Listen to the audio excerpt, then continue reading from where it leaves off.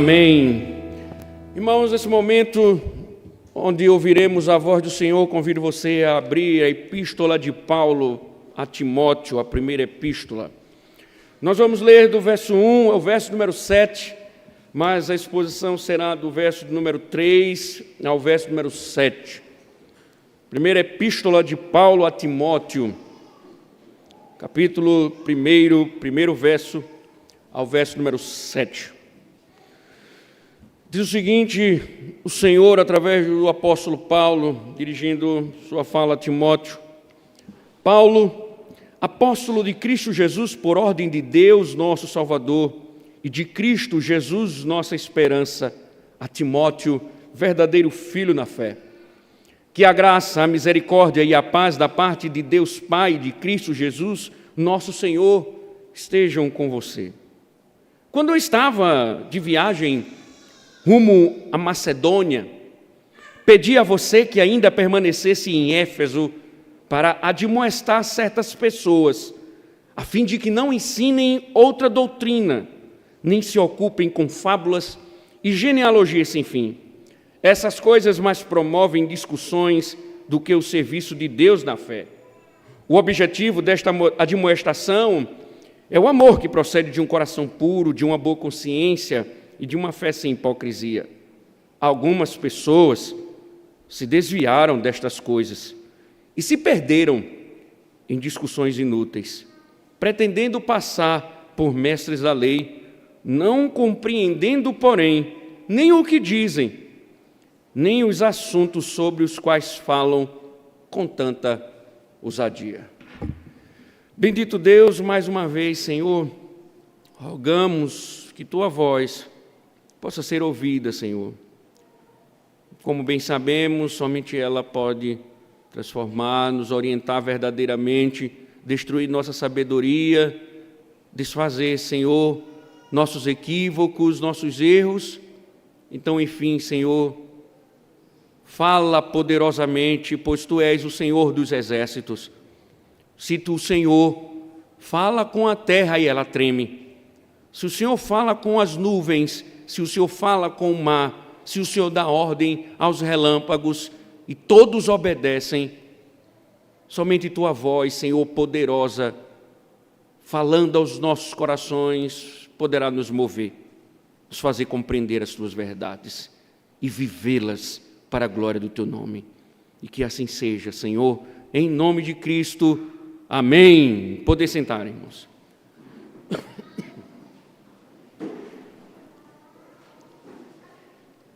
Na introdução da exposição da epístola, nós fomos informados sobre o relacionamento profundo que existe ou que existia entre o remetente e o destinatário desta carta. Paulo nutria grande afeição por Timóteo, a quem ele se referia como um verdadeiro filho na fé, como nós vimos no verso de número 2. Esta ligação afetuosa era justificada pelo fato de que Timóteo, fruto do labor missionário de Paulo, havia também se destacado como colaborador valioso no empreendimento missionário, desempenhando um papel crucial na disseminação do Evangelho e também na supervisão das igrejas estabelecidas. Mas agora Timóteo não é mais um cooperador como antes. Agora Timóteo, ele é um pastor ordenado. O presbitério já havia colocado as mãos sobre este jovem e por isso, diante do ofício, ele carece de orientações espirituais da parte de Paulo. No exercício de seu papel como pastor da igreja em Éfeso, nós já observamos que ele vai se deparar com muitos desafios. E como mentor fiel, Paulo dirige 2 cartas com o objetivo de fornecer orientações cruciais para o processo de pastoreamento. Inicialmente, Paulo se apresenta como apóstolo de Cristo, como nós vimos, investido por Deus, salientando assim que Timóteo não deve permitir que as relações fraternais se tornassem obstáculos para a obediência. A consciência de Timóteo deveria ser despertada para o cumprimento das orientações que serão expostas, não como conselhos de um amigo que escreve a um pastor, mas como sendo imperativos de Cristo para a sua igreja, transmitidos por Paulo. Diante dos desafios iminentes que afetam a igreja de Cristo, a igreja de Éfeso e as igrejas vizinhas estavam com problemas, o jovem pastor necessitará de abundante misericórdia e graça para perseverar e enfrentar cada um desses problemas. Lembrem-se, irmãos, as igrejas ali da Ásia, tem Éfeso, Esmirna, Laodiceia, ou seja, muitos problemas, mas Timóteo deveria perseverar nisso, deveria continuar. O apoio espiritual, então, de Paulo se torna crucial neste momento. Paulo é mais experiente. Alguns estudiosos dizem que provavelmente Paulo está no final, na velhice, e mais na frente um pouco seria martirizado. Então Paulo está procurando orientar esse jovem e apoiá-lo no ministério, que é muito importante, porque ele queria que Timóteo fosse bem-sucedido e por isso era necessário que tivesse as orientações de Cristo para que Timóteo cumprisse fielmente a vontade de Deus. A preocupação de Paulo é que Timóteo seja fiel, que Timóteo persevere diante das dificuldades e que a graça do Senhor, as misericórdias, a paz pudessem, de fato, abençoar a vida do Timóteo. No texto de hoje, irmãos, como era de costume, ou como é de costume nas epístolas, nós prevíamos uma possível expressão de gratidão, conforme outras correspondências. Imaginaríamos que Paulo ia dizer: agradeço, Timóteo, pela sua vida, pela coragem de você ter ficado em Éfeso, de você estar pastoreando a igreja, ainda que com a juventude à flor da pele. Prevíamos isso, mas isso não acontece. De maneira direta e focada, Paulo, ele mergulha imediatamente em um dos temas que motiva sua escrita, identificado pela maioria dos teólogos como o cerne do problema. Por que Paulo não expressou gratidão? Foi direto ao assunto. Alguns estudiosos dizem porque o problema básico da igreja era o problema com o falso ensino. Como nós observamos na prévia leitura, falsos mestres estavam causando estragos na vida da igreja através de doutrinas deturpadas. O apóstolo já havia alertado sobre isso quando predisse que, após a sua partida, surgiriam indivíduos no seio da igreja propagando ensinamentos distorcidos. Consequentemente, vimos que os presbíteros estavam encarregados de proteger o rebanho contra esses ataques heréticos e não poderiam negligenciar essa responsabilidade. Ao que parece, esta incumbência não foi executada eficientemente e agora a responsabilidade é de Timóteo, não apenas de combater o erro, mas também orientar a igreja, como nós falamos, na escolha de presbíteros que sejam aptos para o ensino. Mas o que eles estavam ensinando? Qual o conteúdo do ensino desses falsos mestres dentro da igreja? Vamos então, irmãos, para descobrir isso, entrarmos nas palavras de Paulo, considerando que as verdades que serão expostas não apenas afetam a vida do pastor da igreja, mas reverberam na totalidade da comunidade religiosa.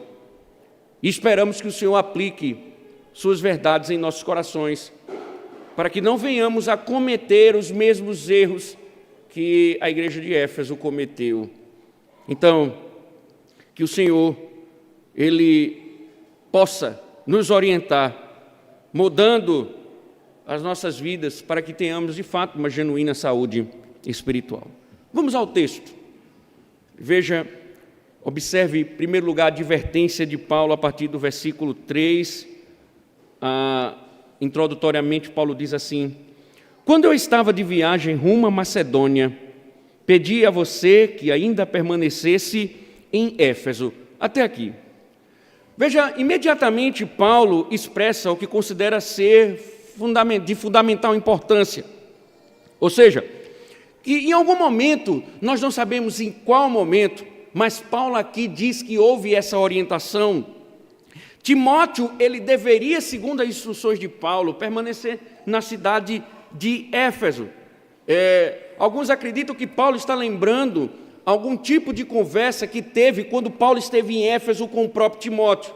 E talvez essa conversa tenha acontecido numa das viagens missionárias de Paulo, entre a segunda e a terceira viagem missionária, onde Paulo chega para Timóteo e orienta que Timóteo continue em Éfeso, que ele deveria ali permanecer.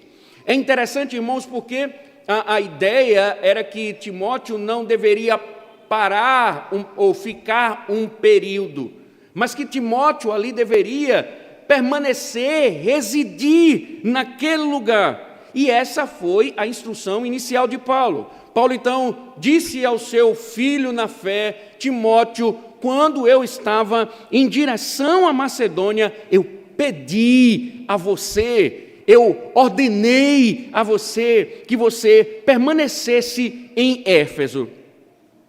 Mas quais as orientações ou com que propósito? Porque Paulo carecidamente enfatizou a necessidade de Timóteo permanecer em Éfeso, ali ficar por um bom tempo, pastoreando a igreja de Éfeso. Aí ele vai direto ao ponto, verso 3 e 4, veja, que ele diz: para admoestar certas pessoas, a fim de que não ensinem outra doutrina, nem se ocupem com fábulas e genealogias sem fim. Essas coisas mais promovem discussões do que o serviço de Deus na fé. Interessante, irmãos, a advertência apostólica acerca do surgimento de falsos mestres dentro da comunidade eclesiástica parece não ter sido considerada, dado o destaque que esses indivíduos recebem quando Paulo faz menção a eles. Paulo, ele vai falar muito sobre esse problema na igreja de Éfeso, e por isso alguns estudiosos entendem que todos os outros problemas estão sendo ocasionados por causa justamente do desvio doutrinário. E aí observe que Paulo está tão preocupado que, por exemplo, no próprio capítulo, no verso 20, Paulo começa a citar os nomes desses hereges. E a pergunta é: por que Paulo aqui não citou os nomes, como ele faz na própria carta posteriormente? Por que ele não, neste momento, ele não voltou, ou ele não iniciou citando os nomes logo de cara? Porque o objetivo de Paulo, quando ele cita os nomes, é mostrar indivíduos mais destacáveis. Quando ele diz certos indivíduos, Paulo está querendo chamar a atenção de que existe um grupo muito maior do que os nomes que ele vai citar. Ou seja, havia um grupo na igreja, um grupo que estava dentro da igreja, um grupo significativo que estava perturbando doutrinariamente a vida da igreja. E Paulo diz: eu falei com você para que você ficasse em Éfeso para admoestar. O que Paulo está dizendo aqui é: eu quero, Timóteo, a minha orientação é que você fique em Éfeso para você confrontá-los, para que você enfrente esses hereges.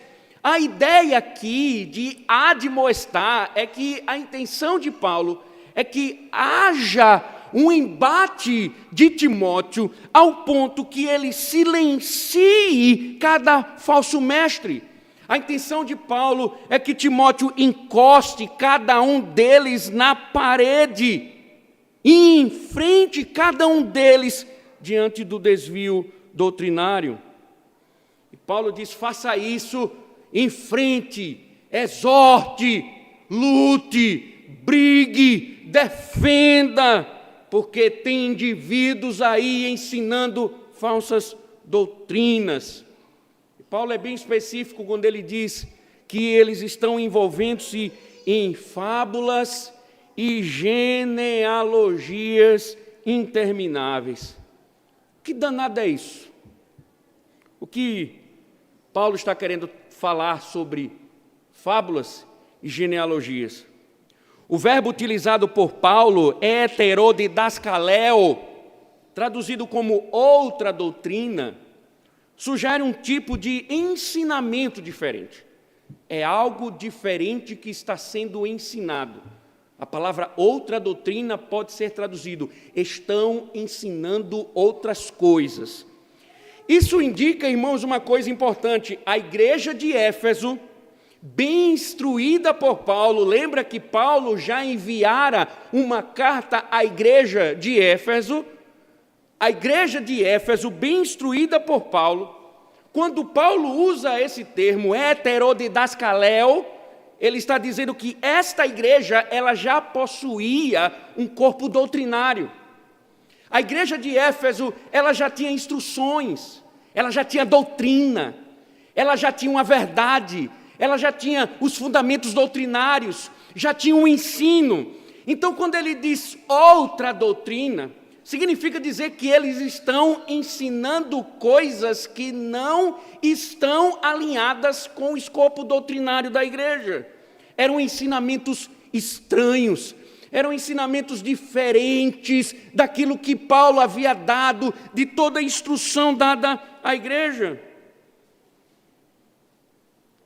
E é interessante, irmãos, porque outra doutrina também implica em aquilo que é contrário ao Evangelho. É aquilo que é contrário à verdade. Porque o que Éfeso tem em termos de doutrina é o próprio Evangelho. Então, quando eles ensinam outras doutrinas, eles estão ensinando aquilo que é contrário ao Evangelho. Podemos afirmar, então, a princípio, que havia um corpo doutrinário estranho se infiltrando na igreja, e essas doutrinas estranhas estavam encapsuladas em fábulas e genealogias. Fábulas, que pode ser também traduzido como mitos, e genealogias, elas não devem ser tratadas como entidades separadas. Isso se deve ao fato de que fábula, mito, também está atrelada à genealogia, que em grande parte, quando Paulo fala de genealogias, ele está querendo falar das ficções em torno das orientações dentro dos aspectos da genealogia. Como assim?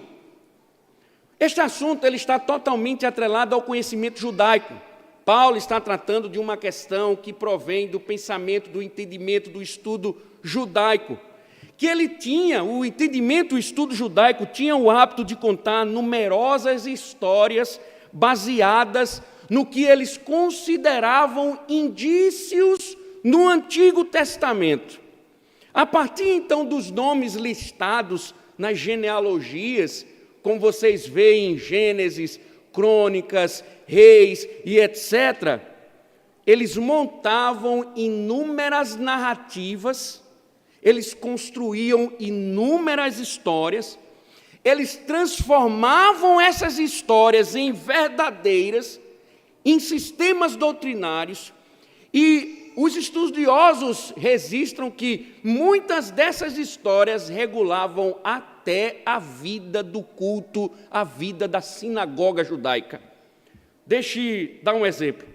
Considere o livro de Gênesis, por exemplo, inúmeras genealogias, que você, nas exposições de Gênesis, quando você via a leitura de genealogias, você dizia assim: o que é que o pastor vai tirar daí? Uma genealogia? Pois bem, os judeus pegavam essas genealogias, eles viam, que existia alguma informação oculta, milagrosa, que somente a sabedoria poderia revelar. A partir dessas informações ocultas, eles criavam histórias, e a partir dessas histórias, eles estabeleciam regras e doutrinas. Paulo, portanto, é enfático ao instruir Timóteo a permanecer em Éfeso para confrontar os indivíduos que estavam difundindo falsas doutrinas, inovações mentirosas contrárias ao Evangelho. E veja, irmãos, isso deve ser feito sem hesitação, porque Paulo chega a dizer no verso número 4, que essas coisas mais promovem discussões do que o serviço de Deus na fé. O que Paulo está enfatizando aqui, irmãos, é simples, muito simples. Na Epístola aos Coríntios, ele exortou a igreja sobre a questão dos dons, enfatizando que tudo deveria ser feito visando a edificação. Paulo orientou a igreja de Corinto dizendo: façam tudo para edificação. Porque a palavra edificar, ela carrega um significado muito intenso. Porque quando Paulo diz a buscar a edificação, Paulo tem em vista os efeitos do crescimento, da maturidade e do fortalecimento da fé. Uma igreja edificada é uma igreja madura, é uma igreja que está crescendo espiritualmente, é uma igreja que está firme na fé. No entanto, o contrário da doutrina, ao contrário da doutrina, que também tem o propósito de edificar, ou seja, Paulo está justamente regulando os dons verbais. Por quê? Porque eles carregam o conteúdo do Evangelho. Então, a doutrina, ela edifica. A doutrina, ela é dada, a proposta do dom doutrinário do ministro do Evangelho, como, por exemplo, Paulo chega a dizer à igreja de Éfeso que o Senhor Jesus Cristo, para provar a sua vitória sobre o reino das trevas, concedeu dons aos homens. E diz que, como prova disso, ele dotou homens no ministério da palavra. Ele deu apóstolos, ele deu evangelistas, ele deu pastores e mestres. E ele diz, com que objetivo? Para que a igreja cresça e amadureça e não ande como menino, levado por todo o vento de doutrina. Então, a doutrina genuína, ela promove isso, crescimento, maturidade, fortalecimento. Mas Paulo está dizendo que essas inovações, que essas coisas novas, elas estavam causando debates intermináveis e não estavam trazendo benefício nenhum à igreja. Enquanto a função da doutrina era edificar a igreja, promover maturidade, promover fortalecimento, as heresias estavam somente promovendo debates dentro da igreja e não promoviam bem nenhum ao povo. E tudo o que resulta apenas em disputas, Paulo está condenando. Paulo está dizendo, combate esses hereges, combate esses homens que estão ensinando outra doutrina, que estão ensinando outras coisas, que estão criando histórias, e essas histórias não edificam o povo, só estão promovendo debates, só estão promovendo discussões intermináveis que não levam a lugar nenhum. Aqui, irmãos, já poderíamos parar e passar a noite aplicando. Por quê? Por exemplo, recentemente ouvimos de um pseudo-pastor a necessidade de vamos atualizar as Escrituras. Vamos atualizar a Bíblia. A Bíblia precisa ser atualizada. E se você ainda não compreendeu bem, atualizar significa melhorar. Vamos dar uma melhorada nela. Vamos contextualizá-la. Vamos corrigir os defeitos dela. E parece um tom pastoral. Parece alguém que está preocupado com a humanidade. Parece alguém que está preocupado em trazer um discurso mais acessível, em trazer um evangelho mais relevante, de trazer explicações mais significativas. Para Paulo, o que ele está promovendo é uma adulteração da verdade.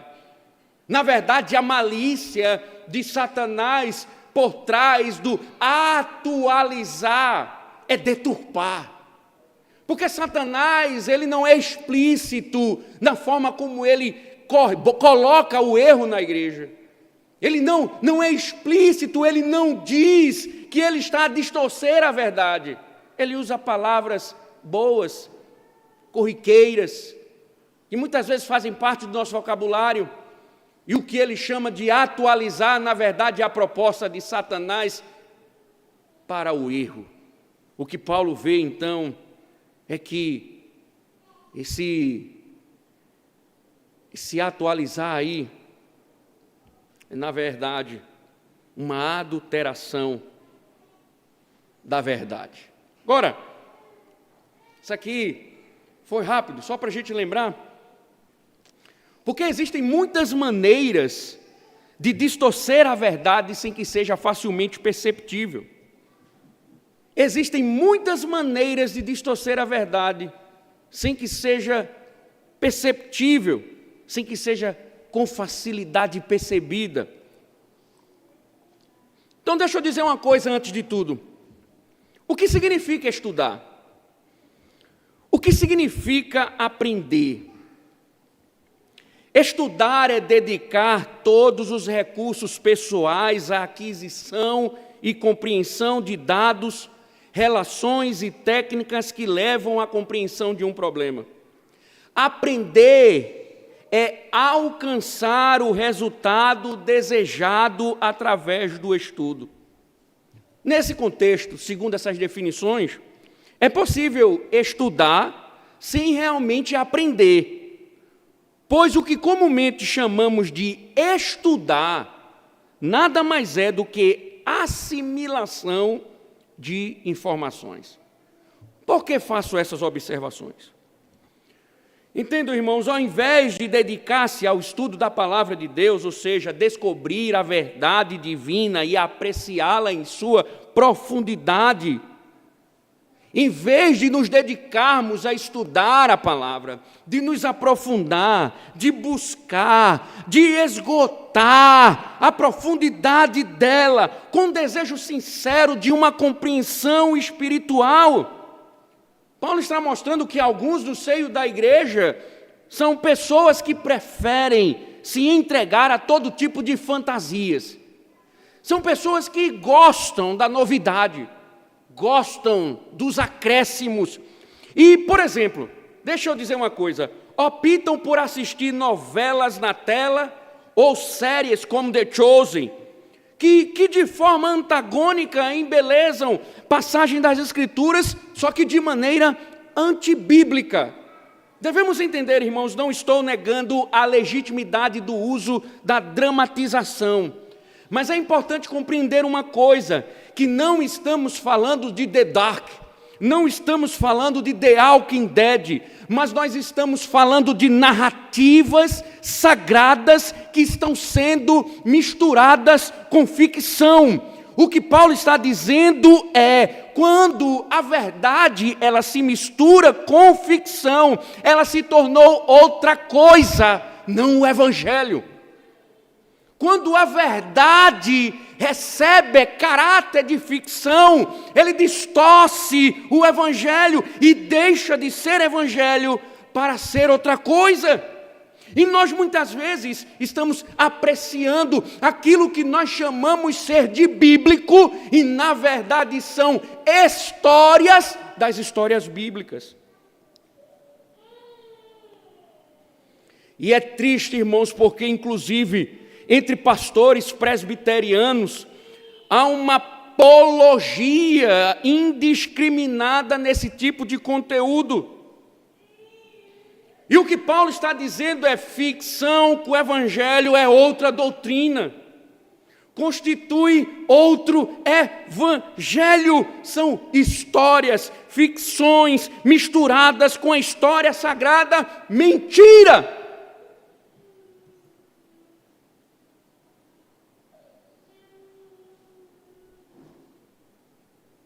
Paulo está sendo enfático aqui. Eles pegavam a lei, inventavam histórias para explicar a lei. Paulo diz, isso é outro evangelho.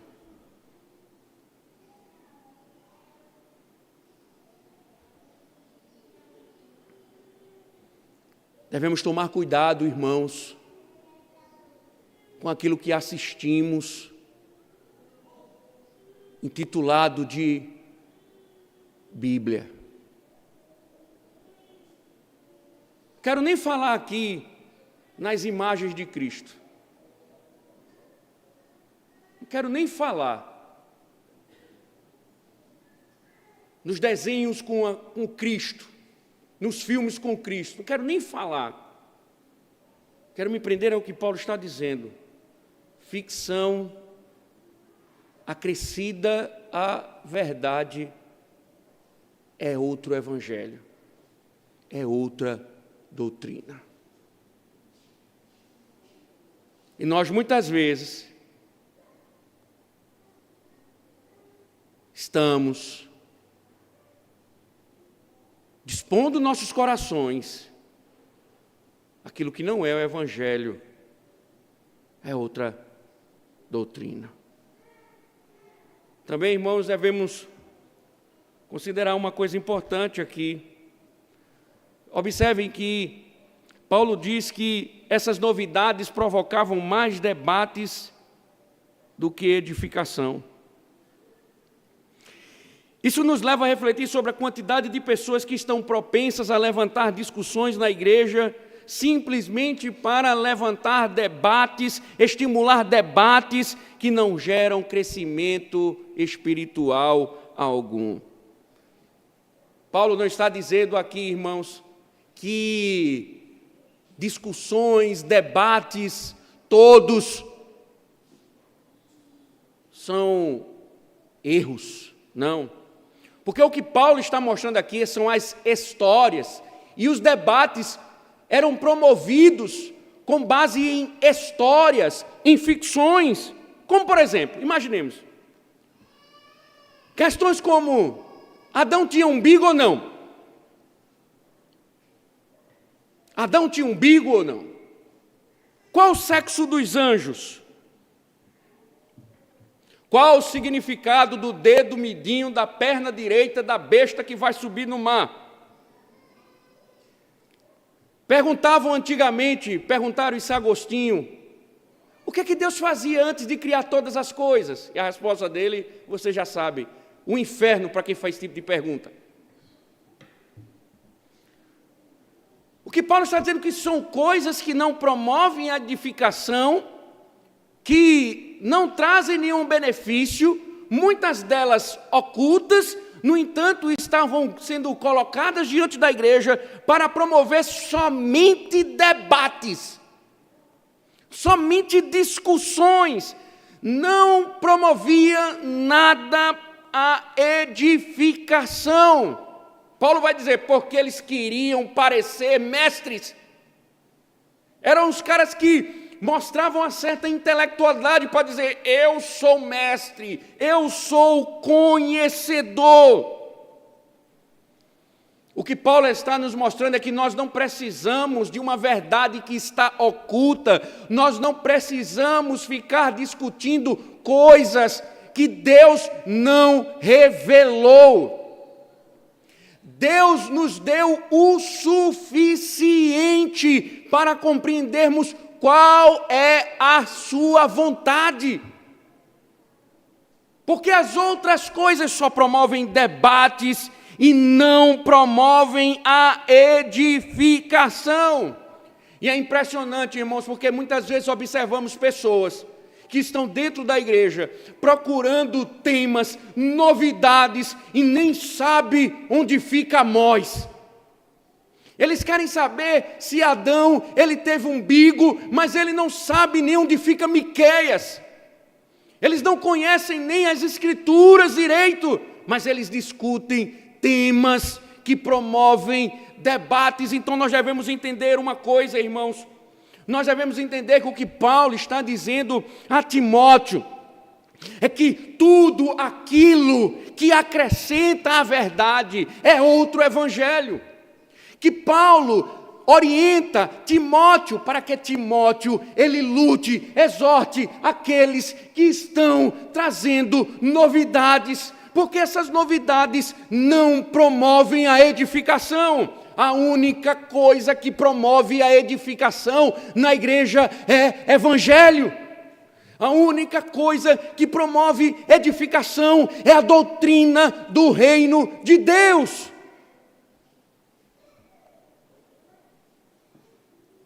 Paulo está dizendo, exorte-os, porque eles estão ensinando outra coisa, histórias. Eles estão ensinando outra coisa, não o evangelho. Isso aqui foi só o básico, para que a gente entre nos pontos principais. Irmãos, parem para pensar, olhem para mim. Nós não estamos falando de qualquer outra igreja. Nós estamos falando de uma igreja doutrinada por Paulo. Nós estamos falando de uma igreja instruída por Paulo.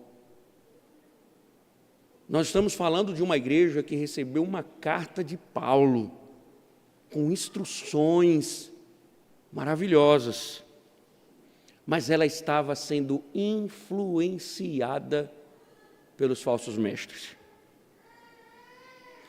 Irmãos, é surpreendente como é fácil a igreja cair no erro. É impressionante, irmãos, dói no meu coração a rapidez com que a igreja, ela cai no erro.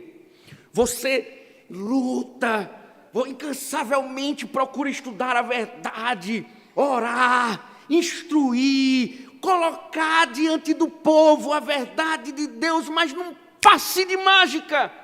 É fácil seguir o erro. É fácil abandonar a verdade e seguir o erro. Basta alguém dizer, eu estou falando em nome de Deus. Basta alguém ter alguma Bíblia na mão, pronto, resolveu o problema. Está todo mundo falando de Deus, está todo mundo falando a verdade, está todo mundo falando o que é certo. E é surpreendente a rapidez com que se cai no erro. Por isso, irmãos, a importância da liderança da igreja é de extrema importância. Porque, veja, apesar da exortação de Paulo aos presbíteros de Éfeso, eles falharam. Vá lá para Atos capítulo 20. Veja o que diz o apóstolo Paulo.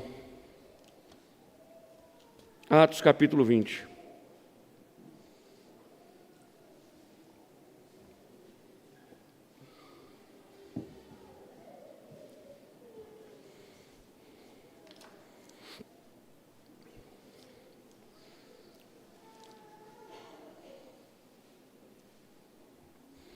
Observe o verso de número 28. Atos 20, 28. Paulo está falando aqui aos presbíteros de Éfeso, dessa igreja. Diz o seguinte: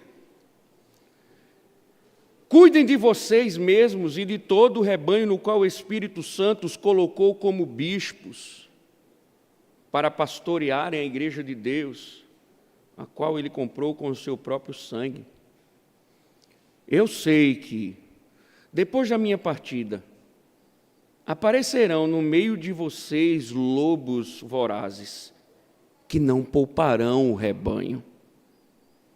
E que até mesmo entre vocês se levantarão homens falando coisas pervertidas para arrastar os discípulos atrás de si. Portanto, vigiem, lembrando que durante 3 anos, noite e dia, não cessei de admoestar com lágrimas cada um de vocês. Que coisa fantástica, irmãos. Lucas registra aqui. Olhe, presbíteros, deixa eu dizer uma coisa, depois da minha partida, vai chegar um tempo que vai surgir no meio de vocês lobos e pessoas ensinando outra doutrina. E lembrem-se, eu admoestei vocês com relação a isso. Eu admoestei vocês. Mas os presbíteros de Éfeso falharam. Permitiram que a verdade fosse distorcida e propagada. A verdade não é mais uma ameaça, ou a mentira não está mais a ameaçar os portões da igreja. Ela está dentro da igreja, contaminando a membresia da igreja. Os guardiões da igreja não cumpriram seu papel e o povo foi enganado. O povo estava sendo vítima dos falsos mestres que estavam no seio da igreja ensinando outras doutrinas e os presbíteros falharam nas orientações de Paulo. Talvez estivessem preocupados com os seus empregos, famílias, negócios ou viagens. E talvez não perceberam a necessidade da leitura, do aprofundamento bíblico, do conhecimento. Irmãos, nós devemos entender o que Paulo está dizendo aqui, porque é muito grave. Cadê os presbíteros da igreja? Por isso que Paulo vai dizer a Timóteo, que sejam escolhidos homens que sejam aptos para ensinar. Acabem com isso, meu irmão, acabem com isso, meus irmãos.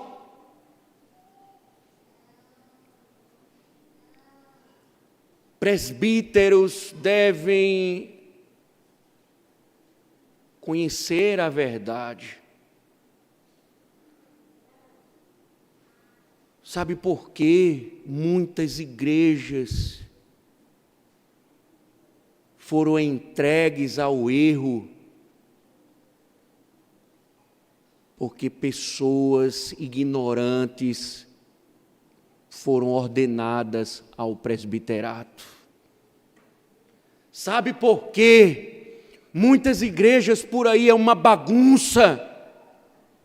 Porque os presbíteros não são aptos para o ensino. E o que acontece é isso, é inevitável. É inevitável. Uma igreja com uma liderança frágil teologicamente, ela está entregue ao erro. Uma igreja frágil teologicamente, quando a sua liderança é omissa, é ignorante, não conhece a verdade, ela está entregue ao erro. Porque eles estão preocupados com tudo. Eles estão preocupados com tudo na vida, mas eles não estão preocupados com a vida da igreja. Por isso que é mais fácil fazer uma faculdade, por isso que é mais fácil se dedicar ao emprego, por isso que é mais fácil se dedicar à família, do que conhecer a vontade de Deus e combater o erro. E a igreja estava sendo desviada porque presbíteros falharam.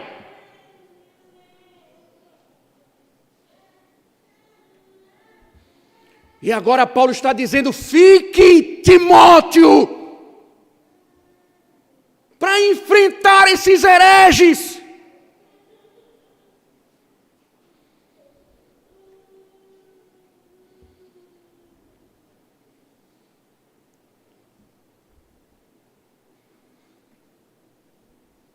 Os presbíteros desta igreja, fico alerta. É de vossa competência a responsabilidade de proteger a igreja do erro. Dediquem-se ao ensino, ao conhecimento.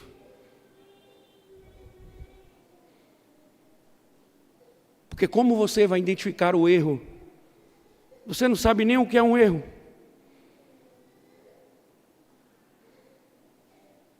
Como? Da mesma forma, alguns me procuram e dizem assim: pastor, eu quero ser presbítero. Lembre-se, seja apto para o ensino. Se a heresia entrar no meio desta igreja, a culpa também é sua.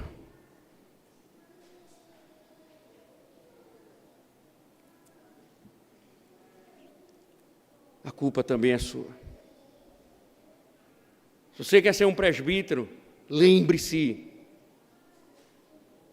Paulo não está dizendo aqui, vá para um seminário, faça 4 anos de bacharel em teologia. Paulo não está dizendo isso. Paulo está dizendo que deve ser apto.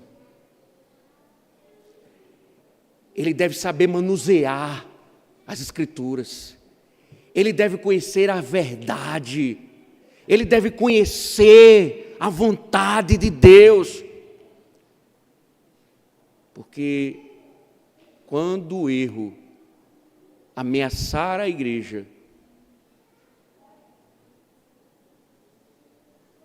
eles estarão prontos a enfrentar o erro. Veja, irmãos, diante disso, observem, Paulo está aqui destacando automaticamente questões cruciais do ministério pastoral. Primeiro, os ministros do Evangelho, eles não são encorajados somente a pregar o Evangelho, mas o que Paulo está chamando a atenção também é: não pregue outra doutrina. O pastor, ele é chamado para pregar o Evangelho e não outra doutrina. Primeira coisa, Evangelho implica em doutrina. Há uns ignorantes por aí, tolos, imbecilizados espiritualmente, que dizem assim: doutrina é coisa de homem. O que Paulo está nos mostrando é que Evangelho implica em doutrina. Pregar o Evangelho implica em expor doutrinas, verdades doutrinárias. E o que Paulo está dizendo é: somente essas verdades devem ser pregadas. Porque o Evangelho é tudo o que necessitamos. Por que isso é importante?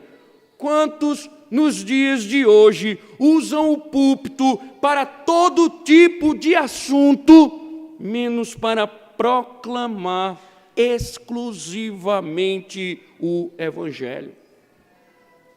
Tem pastores que sobem a um púlpito que contam histórias, vivem a contar histórias, os coaches principalmente com suas ilustrações, com suas ficções.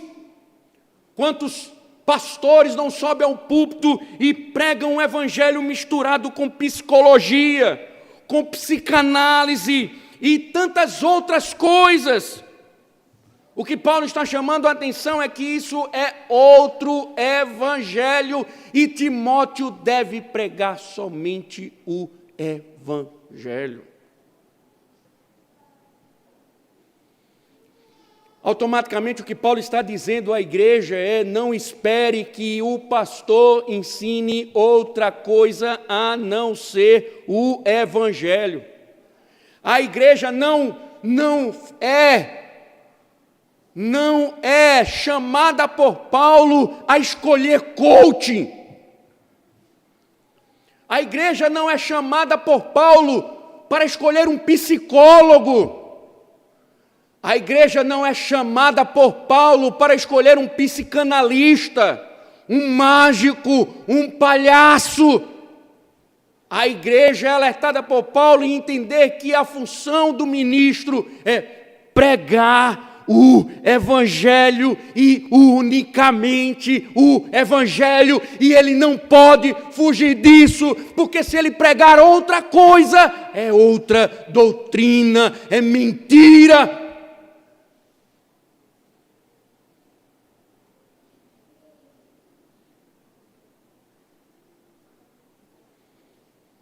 Segundo lugar, observem, irmãos, uma das responsabilidades do ministro é proteger o rebanho do erro. Paulo diz: exorte, confronte-os. O ministro do evangelho deve confrontar os falsos mestres incansavelmente. Irmãos, isso é tão maravilhoso. O ministro do evangelho precisa ser firme nessa tarefa, especialmente neste mundo pós-moderno, onde muitos dentro da igreja adotam filosofias mundanas. Paulo está dizendo: você não pode falhar como os presbíteros. Se o erro não for combatido, ele vai se espalhar como um câncer. Ele vai tomar conta da igreja. Vai acabar com a igreja. Irmãos, isso é muito importante. Muito importante. Porque as pessoas, às vezes, elas esperam que o pastor, ele não entre em polêmicas. Ele não entre em discussões. Ele não entre em debates. Porque a ideia é que está todo mundo falando a verdade. Toda a igreja leva a Deus. Todo pastor prega o evangelho. Então, quando se tem essa mentalidade, qualquer opinião firme, convicta, leva muitas igrejas a rejeitarem o pastor, porque nós precisamos de um pastor mais sincrético. Paulo está dizendo o contrário. Paulo está dizendo a Timóteo que ele deve enfrentar o erro incansavelmente, porque existe erro. Nem tudo que diz por aí é evangelho, nem todo Deus que dizem, que pregam, é o Deus das Escrituras. Tem muita mentira por aí sendo dita por pastores, muitas mentiras por aí sendo ditas por crentes. Existe um erro teológico sendo pregado. E Paulo diz: combata. O pastor tem que combater incansavelmente. Ele tem que lutar para defender a igreja, proteger a igreja do erro. Um pastor não pode negar essa verdade, não pode rejeitar essa orientação. É vital para a igreja que o pastor, ele se posicione contra os erros. Pastores que abrem as igrejas para o erro entregaram o rebanho a Satanás. Porque toda mentira afasta o homem de Deus.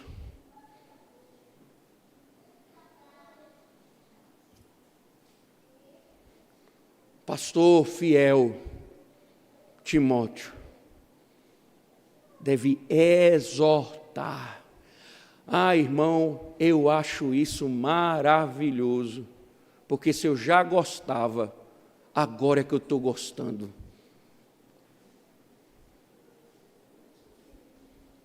Eu sou insensível ao erro.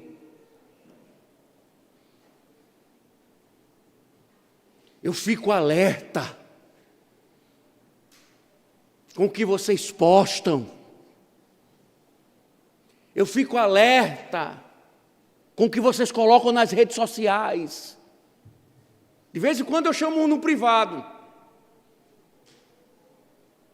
Heresias camufladas. E posta ali, aí o outro reposta, aí o outro reposta. E eu ataco logo a origem, para que ninguém venha repostar. Coloca no grupo alguma coisa, eu chamo e digo, tire, tem heresia. Essa é minha função e eu não abro mão. E todo ministro de Cristo deve proteger o rebanho da heresia. Meu irmão, fique certo, se você estiver ouvindo fábulas e genealogias, e ousar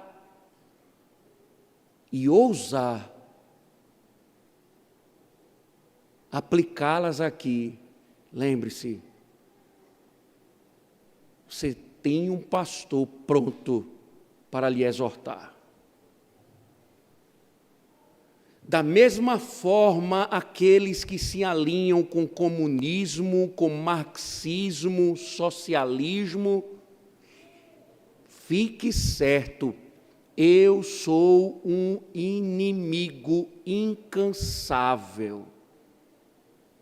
Ou você muda ou sai, porque o erro não pode continuar. Ou você pega o beco, vai para a disciplina, seja lá o que for, mas o erro doutrinário não pode permanecer intocável. Paulo disse, fique em Éfeso para exortá-los. Pode ter a idade que for, pode vir de onde vier. Paulo diz, Timóteo, exorta-os, para que não ensinem mais isso.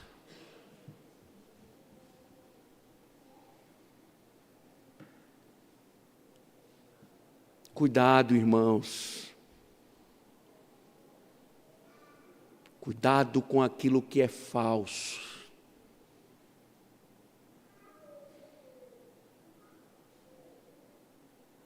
Porque os pastores foram levantados por Deus para combater o erro.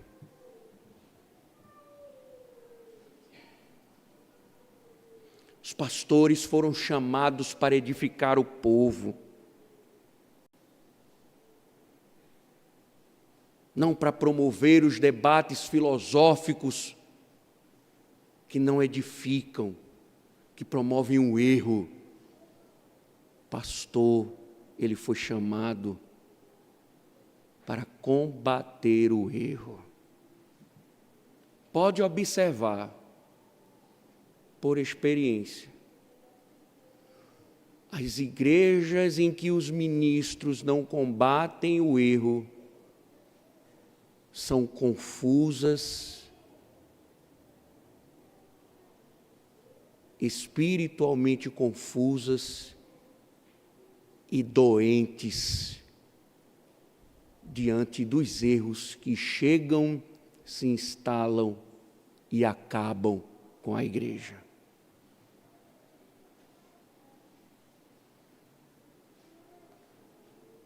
Ora, irmãos, por que Paulo está dizendo isso? Imaginem, por que esquentar com essas questões? Eu não poderia dizer, pensem do jeito que vocês quiserem. Você é comunista, meu irmão? Continue, vote em Lula. Continue defendendo aborto. Continue defendendo bandido. Você poderia ter a liberdade de fazer o que você entende. Viver a vida livre, pensar do jeito que você quer. Mas por que Paulo está dizendo isso?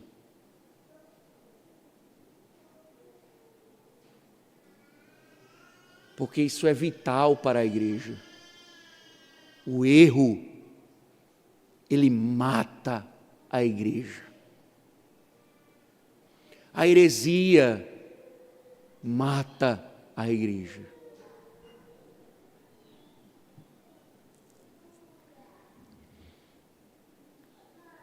Mas Paulo aborda esse assunto por quê? Veja o verso 5. O que ele diz? O objetivo desta demonstração é o amor que procede de um coração puro, de uma boa consciência e de uma fé sem hipocrisia. Veja, as fábulas estavam promovendo debates e alguns poderiam interpretar a exortação de Paulo até desta maneira. Muitas pessoas, ao se depararem com pastores convictos, logo os acusam de intolerância, de promover divisões na igreja, sob a premissa de um amor, esperam que os pastores sejam silenciados ou silenciem diante do erro, como se isso fosse benéfico ao corpo da igreja. No entanto, não é. O que Paulo está fazendo aqui é já expondo os judaizantes que misturavam fábulas e genealogias intermináveis com o evangelho e distorcendo a lei. E ele diz uma coisa, que o objetivo é promover o amor. Ora, o cumprimento da lei é o amor. Porque qual é a questão? Qual é a questão? A finalidade da lei deve nos conduzir no amor a Deus. A verdade do evangelho nos conduz para amar mais a Deus e ao próximo. Então, qualquer coisa que enfraqueça nosso relacionamento com Deus e com o próximo não é a verdade. Então, aqueles que se vangloriavam do conhecimento da lei, mas estavam usando simplesmente para distorcer o evangelho, anulavam o próprio mandamento, que é o amor, que ele diz que emana de um coração puro, purificado pela fé, livre de sentimentos corrompidos. Ele diz que também uma consciência limpa. O que Paulo está dizendo é que o verdadeiro evangelho leva a propósitos corretos. O verdadeiro evangelho, ele leva aquilo que é correto, que se resume em amar a Deus e ao próximo. E aí, por que é importante dizer isso? Veja o verso 6 e 7. Algumas pessoas se desviaram destas coisas e se perderam em discussões inúteis, pretendendo passar por mestres da lei, não compreendendo, porém, nem o que dizem, nem os assuntos sobre os quais falam com tanta ousadia. Paulo está dizendo, irmãos, prestem atenção. Paulo não só está dizendo que é outro evangelho,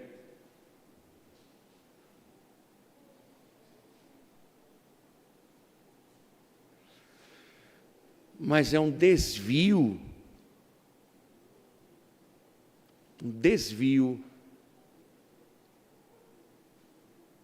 da vontade de Deus. Paulo chega a dizer, algumas pessoas se desviaram.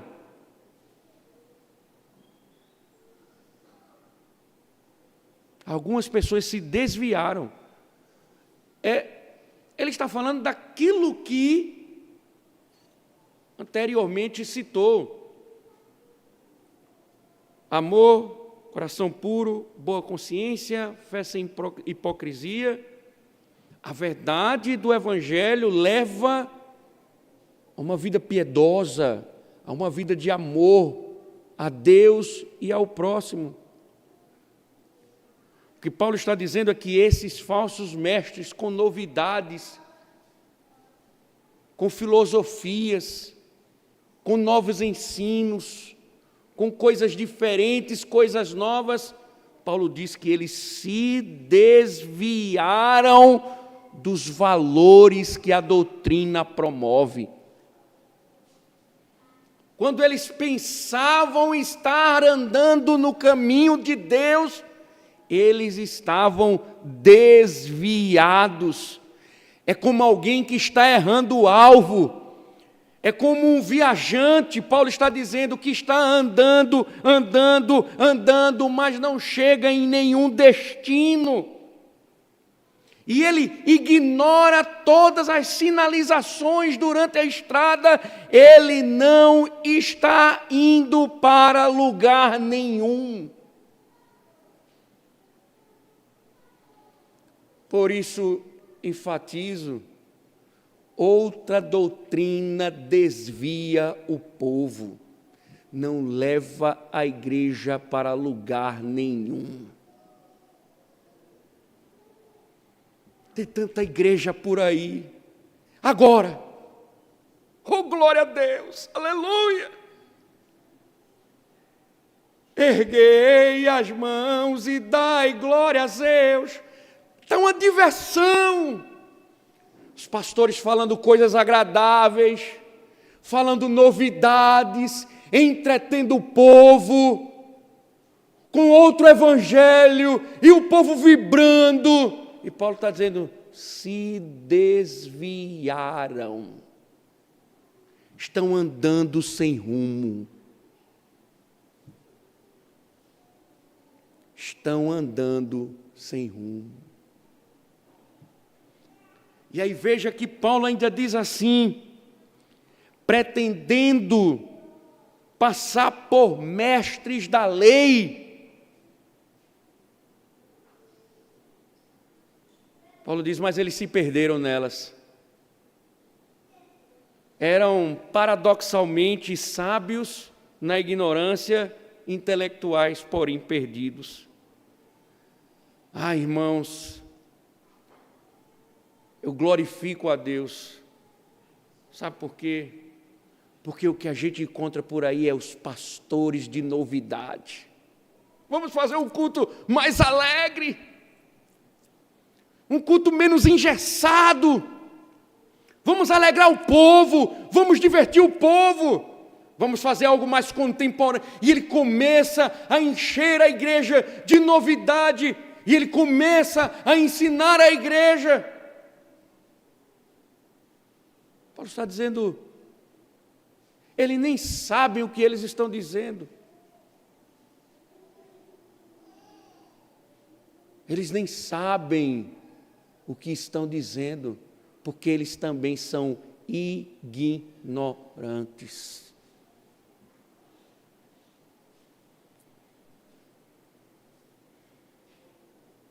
Que grande orientação Paulo oferece a Timóteo. Que grande orientação. Timóteo, exorta-os. Exorta-os, Timóteo, exorta-os.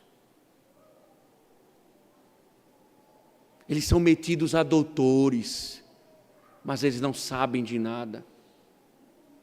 Eles pensam que estão conduzindo o povo, mas eles estão desviados e desviando os outros do caminho da verdade. Exorta, Timóteo. Não esqueça, Timóteo, exorta-os, não deixe, não permita, lute, seja firme.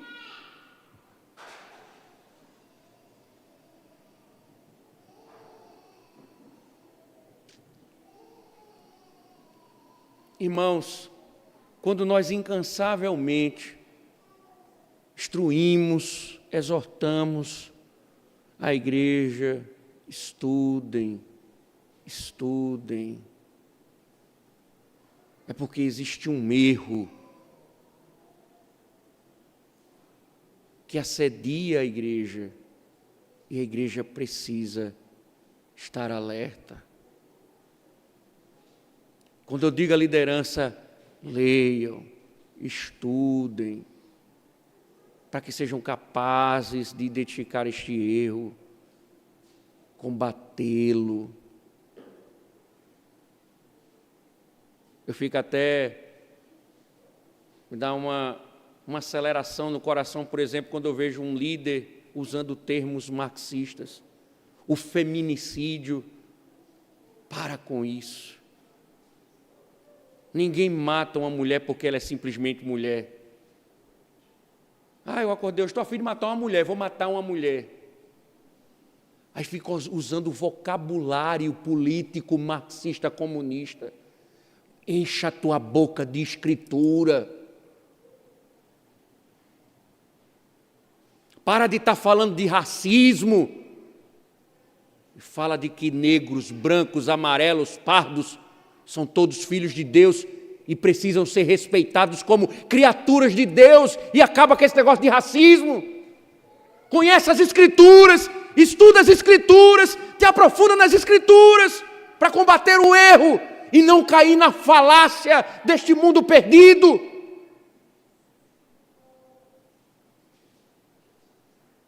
Porque muitas vezes a igreja cobra do pastor, se é que cobra. Mas a igreja também é responsável diante de Deus por permitir o erro. Se um dia esta igreja entrou um erro, a culpa também é de vocês, porque vocês agiram com ignorância.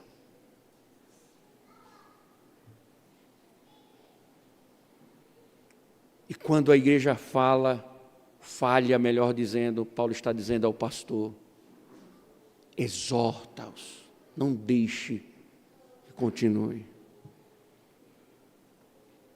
Cuidado, irmãos, com novidades, com pastores modernos.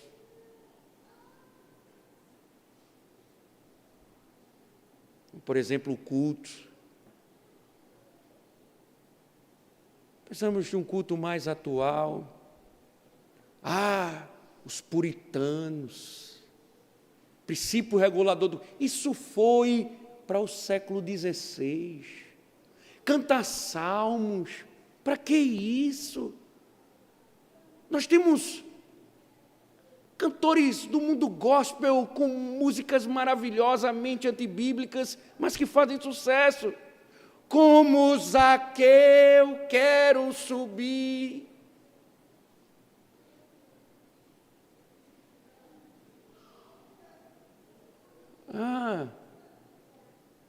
Pastor ultrapassado. Precisamos de um pastor mais atual. Essa atualização, ela carrega o erro.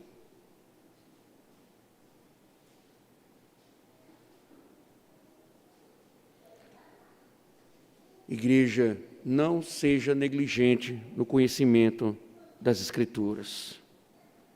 Por que Paulo está dizendo isso? Paulo tem um exemplo do seu próprio mestre, Cristo. Quem mais debateu no Novo Testamento a não ser Cristo? Cristo confrontou todos aqueles que estavam instruindo o seu povo de forma errada. Desde o Sermão do Monte, Jesus fazia: ouviste o que foi dito aos antigos? Eu, porém, vos digo. Quantos embates João não revela entre Cristo, os saduceus, os fariseus, os essênicos e os zelotes? Porque o Senhor estava defendendo o seu povo. para que o povo não caísse no erro. Outra vez ele disse: vocês estão pecando por não conhecerem as Escrituras.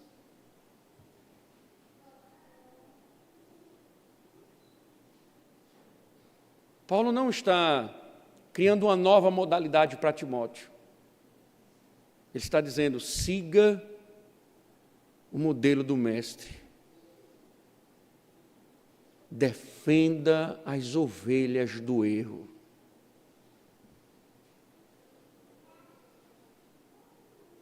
Isso não é algo que o pastor deve pensar ou não em fazer. Timóteo não tinha a liberdade de dizer: não posso fazer isso. Era uma obrigação de Timóteo defender o rebanho. A igreja não deve escolher um pastor que seja conivente com o erro. A igreja deve escolher um guardião para defendê-la do erro incansavelmente. Porque assim Cristo fez. Que o Senhor nos ajude. Amém. Obrigado, Senhor, pela Tua palavra. Seja o nosso auxílio, Senhor, no entendimento da Tua santa lei. Principalmente, Senhor, nas verdades que aqui ouvimos. Que o Senhor possa nos falar. Em nome de Cristo, ó Deus, e aplicar essas verdades para a glória do Teu nome. Amém. Louvemos ao